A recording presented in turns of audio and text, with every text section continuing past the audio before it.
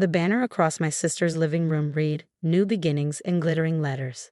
30 people filled the space, champagne glasses in hand. My bankruptcy had become final that morning. Champagne, anyone? My sister held up a bottle, her smile wide. I stood in the corner by the bookshelf watching. My mother raised her glass from the center of the room. "To karma finally working," she announced loudly. The room erupted in cheers. My aunt added, "Sometimes people need to hit rock bottom to learn their lesson." I didn't say anything, just watched them toast to my financial destruction. 2 years of medical bills from a car accident had led to this. 3 surgeries, months of physical therapy, medications. Even with insurance, the costs had been devastating. I'd lost everything. I asked for help. "I need to borrow $10,000, I told my mother. "You should have been more careful," she'd said. My sister had been more direct. "I'm not enabling your poor choices. The accident wasn't my fault. A drunk driver had run a red light, but my family decided it was a lesson I needed to learn. So I'd filed for bankruptcy at 29, lost everything I built, started over from nothing. And they'd thrown a party." "She's being so quiet over there," my cousin said, glancing at me, finally learning some humility. More laughter. I finished my water and set the glass down. "I need to go," I said quietly. Nobody tried to stop me. I walked out of my sister's house, took the bus back to the studio apartment I was renting, and sat on the used futon that was my only furniture. That night, I made a decision. Not about revenge, about survival, about building something they could never take from me. I went back to work as soon as possible. Started at the bottom, data entry at a healthcare company, $32,000 a year. Worked every overtime shift, took weekend jobs. 6 months later, I'd saved enough for a healthcare administration certificate. Finished in 8 months. Got a coordinator job at a hospital foundation, managing grant applications for patients who couldn't afford medical bills. $48,000 a year. I understood those applications intimately. I'd lived it. Within a year, I was promoted to senior coordinator, then program director, $75,000. Started consulting on the side. The fees added up. I invested carefully. 2 years after bankruptcy, the Sterling Medical Foundation recruited me as director of grant programs, 6 figures. The job oversaw $50 million in annual medical assistance grants. By year 3, I'd restructured their entire system and tripled their capacity. When the executive director retired, they offered me the position. At 33, I became executive director of a foundation distributing over $200 million annually. I controlled every grant decision. I'd built this from nothing, from that studio apartment and that bankruptcy party. Not for revenge, but because I understood what it meant to drown in medical debt with no lifeline. My family didn't know about any of this. I'd stopped attending their gatherings after the bankruptcy party. Blocked most of their numbers. Built my life quietly, separately. Then 3 years and 2 months after that party, an application crossed my desk. The name caught my attention immediately, Margaret Winters, my mother. I opened the file. She was requesting a grant of $180,000 for cancer treatment. Stage 3 breast cancer, requiring surgery, chemotherapy, and radiation. Her insurance had denied several procedures as not medically necessary. The out-of-pocket costs would bankrupt her. The irony wasn't lost on me. I read through the supporting documents, letters from her oncologist, hospital billing statements, a financial disclosure showing she had $12,000 in savings and a mortgage she could barely afford. Her application was strong. Under normal circumstances, she'd qualify for the full grant amount. We helped hundreds of patients in similar situations.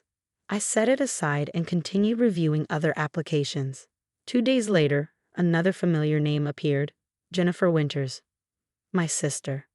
Her husband had been in a serious accident, multiple injuries requiring extensive surgeries and rehabilitation. Their insurance had hit its annual maximum. They were facing $300,000 in uncovered medical expenses. She was requesting a grant of $200,000. I sat back in my chair and looked at both applications on my desk. The following week, a third application arrived, my aunt, requesting $75,000 for her daughter's emergency surgery and complications. 3 applications, 3 family members, all requesting assistance from the foundation I controlled. None of them knew I worked there. The foundation's executive director wasn't publicly listed on the website, and I kept my career progression completely private. As far as they knew, I was still struggling somewhere, Maybe still paying off that bankruptcy. My assistant knocked on my office door. Ms. Winters? The grant committee meeting is in 10 minutes. Thank you, I'll be right there. I gathered the 3 applications and walked to the conference room. Our grant committee consisted of 5 medical professionals, 2 social workers, and 3 community members. I chaired the meetings but rarely influenced decisions directly. The committee reviewed applications based on medical necessity, financial need, and available funding. We went through 15 applications that afternoon. All 3 of my family members' requests were on the agenda. Application 2847, Margaret Winters. Dr. Patterson read the summary.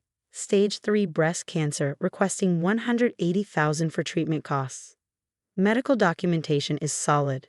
Financial need is clearly established. I recommend full approval. The committee nodded in agreement. Application 2851, Jennifer Winters. The social worker continued.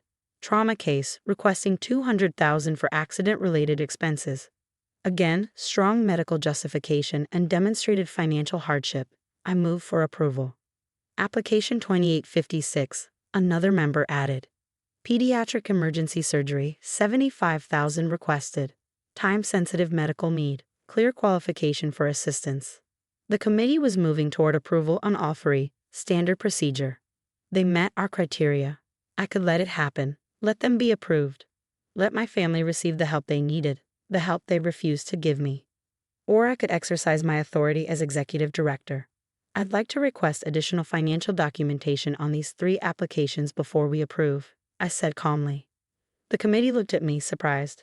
I rarely questioned their recommendations. What additional information? Dr. Patterson asked.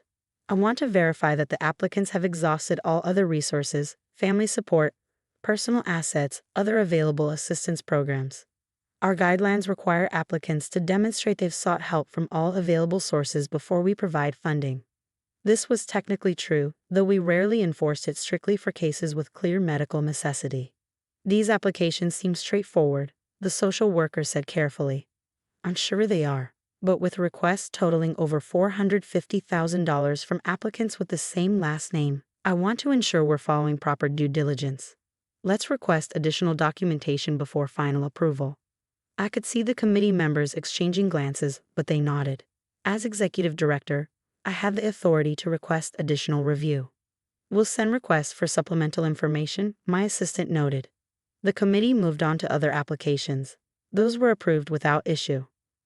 Over the next week, my family members were contacted by our grants office. They needed to provide evidence that they'd sought assistance from family members, document any available assets that could be liquidated, and demonstrate that no other funding sources were available.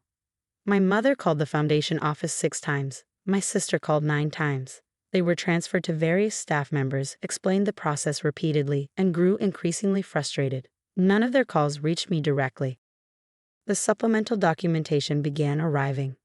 My mother disclosed that she had 2 adult children but claimed they were estranged and unable to provide assistance. My sister provided similar documentation. I reviewed the files carefully. Then I picked up my phone and called my mother's number, the one I'd blocked 3 years ago. I unblocked it first. She answered on the first ring. Hello. This is the Sterling Medical Foundation calling about your grant application, I said. My voice was steady, professional. Oh, thank God. I've been trying to reach someone for weeks. My treatment is scheduled to start next month, and I need to know about the funding. I'm calling because we need clarification on your application. You indicated that you have no family support available. That's correct. I'm essentially alone in this. Our records show you have 2 adult children. Have you asked them for assistance? She paused. My children and I are estranged. They wouldn't help. Have you actually asked them? There's no point. They've made their position clear. Ms. Winters, our foundation requires applicants to demonstrate they've exhausted all family resources before we provide funding. Without documentation that you formally requested help from your children, we cannot process your application. But I'm telling you, they won't help. Then you should have no trouble getting that in writing. Contact both children, request assistance, document their refusal, submit that documentation to us, and we can continue processing your application. This is ridiculous. I'm dying, and you're asking me to beg my children for money? We're asking you to follow our application requirements, the same requirements every applicant must meet. I hung up. My sister received a similar call from one of our program officers. Same message: document your request for family assistance before we can proceed. 2 days later, my phone started ringing, my personal cell, not the office line.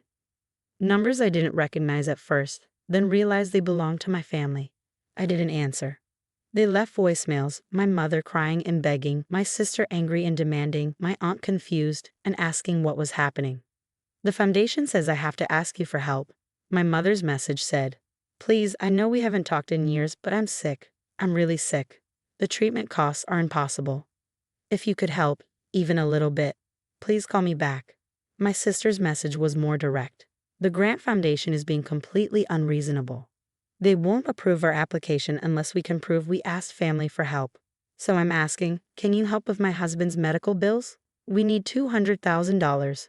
I know you probably can't, but I have to ask so I can show them I tried. Call me back. I listened to all the messages, then I deleted them. A week later, my assistant came into my office. The Winters applications are creating some issues. The applicants keep calling, saying they can't reach their family members to get the required documentation. They're asking for exceptions to the policy. No exceptions, I said. Policy applies to everyone equally. One of them asked to speak with you directly, Margaret Winters. She says it's urgent. Transfer her to my line. A moment later, my phone rang. I answered. This is Director Winters. Director? I've been trying to reach someone in charge for weeks. My name is Margaret Winters, and I'm applying for a medical grant. Your staff is requiring documentation that's impossible for me to obtain. What documentation is that? They want me to prove I asked my daughter for financial help. But my daughter and I don't speak. We haven't spoken in 3 years. Why not? That's personal. Family issues. It's complicated. Then uncomplicate it. Pick up the phone and call her. You don't understand. She won't help. She's probably still struggling herself after her bankruptcy. Her bankruptcy? She made some poor financial choices a few years ago. Ended up in bankruptcy. She doesn't have money to help anyone. I see. And did you help her during that bankruptcy? Silence on the other end. Ms. Winters? That was different. She needed to learn responsibility. And now you need to learn humility. Contact your daughter. Request her assistance. If she refuses, document it. Otherwise, your application will be denied. Please, I'm begging you. I'm dying. I can't wait months while you enforce bureaucratic nonsense. You have 2 weeks to provide the documentation. After that, your application will be closed. I hung up. That evening, my personal phone rang again, my mother's number. I answered this time. Hello, Mom. She gasped. You answered. You called. I need help. I'm sick, cancer. The bills are over $100,000 and my insurance won't cover it. I applied for a grant, but they're making me jump through impossible hoops. I know we haven't talked in years, but I'm desperate. Can you help? Even a little bit? No. Please, I'm your mother. You threw a party when I filed for bankruptcy. You told me I needed to learn responsibility. Now I'm telling you the same thing. Learn to handle your own problems. That was years ago. I was wrong. I'm sorry. You're sorry now that you need something, just like you needed something from that foundation. But they have rules, just like I had needs when I was drowning in medical debt. Funny how that works. The foundation said I have to get your refusal in writing. They said, wait, who did you say you were? I smiled, though she couldn't see it. I didn't say, but since you're asking, I'm the executive director of the Sterling Medical Foundation, the person who makes final decisions on every grant application that crosses my desk, including yours. The silence stretched for almost 30 seconds. You. Her voice was barely a whisper.